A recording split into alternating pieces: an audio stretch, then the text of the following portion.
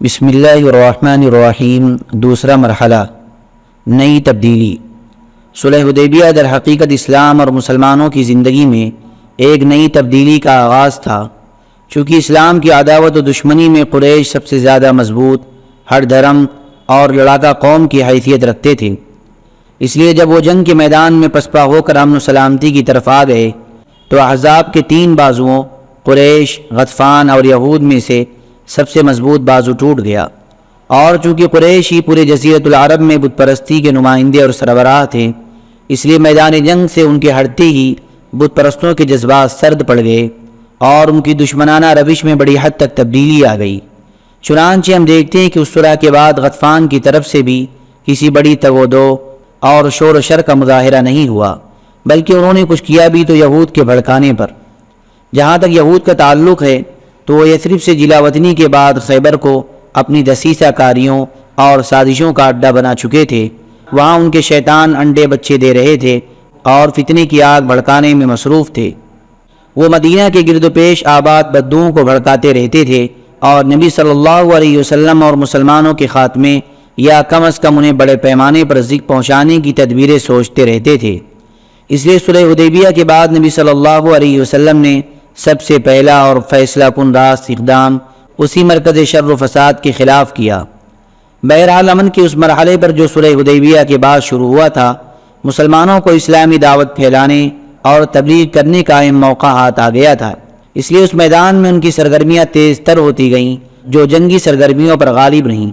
لہذا مناسب ہوگا کہ اس دور کی دو قسمیں کر دی جائیں۔ نمبر 1،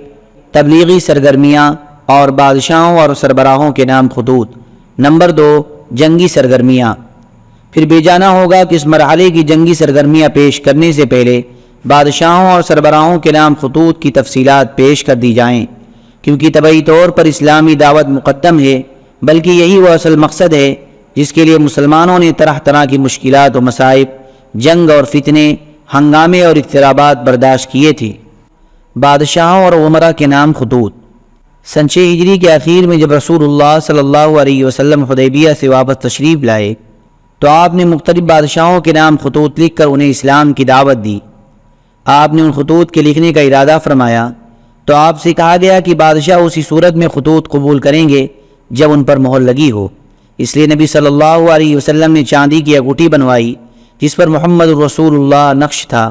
یہ نقش 3 سطروں میں تھا، محمد ایک سطر میں، رسول ایک سطر میں اور اللہ ایک سطر میں۔ شکل یہ تھی۔ پھر آپ صلی اللہ علیہ وسلم نے معلومات رکھنے والے تجربہ کار صحابہ کرام کو بطور قاصد منتخب فرمایا اور انہیں بادشاہوں کے پاس خطوط دے کر روانہ فرمایا۔ علامہ منصور پوری نے وثوق کے ساتھ بیان کیا ہے کہ آپ نے یہ قاصد اپنی خیبر روانگی سے چند دن پہلے یکم محرم سن 7 ہجری کو روانہ فرمائے تھے۔ اگلی سطور میں وہ خطوط اور ان پر مرتب ہونے والے کچھ اثرات پیش کیے جا رہے ہیں۔ نمبر 1، نجاشی شاہ حبش کے نام خط۔ اس نجاشی کا نام اصحمہ بن ابجر تھا۔ نبی صلی اللہ علیہ وسلم نے اس کے نام جو خط لکھا اسے عمرو بن امیہ غمری رضی اللہ تعالیٰ عنہ کے بدست سن 6 ہجری کے اخیر یا سن 7 ہجری کے شروع میں روانہ فرمایا۔ طبری نے اس خط کی عبارت ذکر کی ہے، لیکن اسے بنظر غائر دیکھنے سے اندازہ ہوتا ہے کہ یہ وہ خط نہیں ہے جسے رسول اللہ صلی اللہ علیہ وسلم نے صلح حدیبیہ کے بعد لکھا تھا، بلکہ یہ غالباً اس خط کی عبارت ہے جسے آپ صلی اللہ علیہ وسلم نے مکی دور میں حضرت جعفر رضی اللہ تعالیٰ عنہ کو ان کی ہجرت حبشہ کے وقت دیا تھا، کیونکہ خط کے آخر میں ان مہاجرین کا تذکرہ ان الفاظ میں کیا گیا ہے: میں نے تمہارے پاس اپنے چچیرے بھائی جعفر کو مسلمانوں کی ایک جماعت کے ساتھ روانہ کیا ہے۔ جب وہ تمہارے پاس پہنچیں تو انہیں اپنے پاس ٹھہرانا اور جبر اختیار نہ کرنا۔ بیہقی نے ابن عباس رضی اللہ تعالیٰ عنہ سے ایک اور خط کی عبارت روایت کی ہے جسے نبی صلی اللہ علیہ وسلم نے نجاشی کے پاس روانہ کیا تھا۔ اس کا ترجمہ یہ ہے: یہ خط ہے محمد نبی کی طرف سے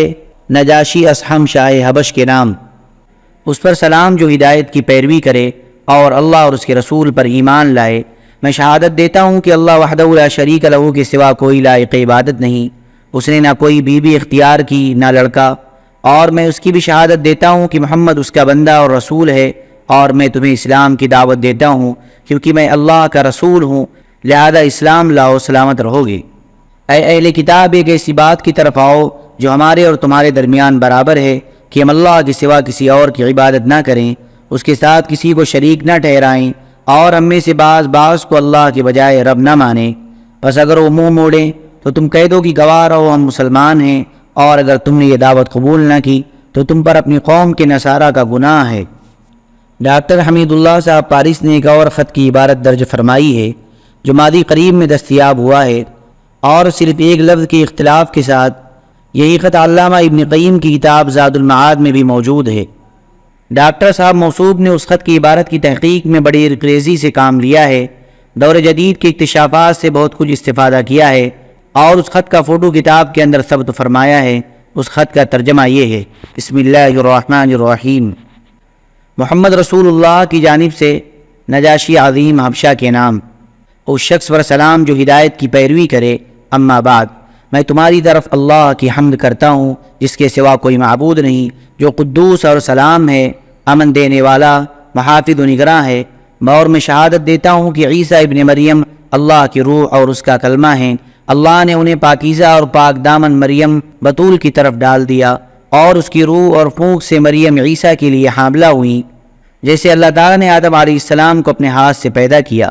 میں اللہ وحدہ لا شریک لہ کی جانب اور اس کی اطاعت پر ایک دوسرے کی مدد کی جانب دعوت دیتا ہوں، اور اس بات کی طرف بلاتا ہوں کہ تم میری پیروی کرو، اور جو کچھ میرے پاس آیا ہے اس پر ایمان لاؤ، کیونکہ میں اللہ کا رسول ہوں، اور میں تمہیں اور تمہارے لشکر کو اللہ عز و جل کی طرف بلاتا ہوں، اور میں نے تبلیغ و نصیحت کر دی، لہذا میری نصیحت قبول کرو، اور اس شخص پر سلام جو ہدایت کی پیروی کرے۔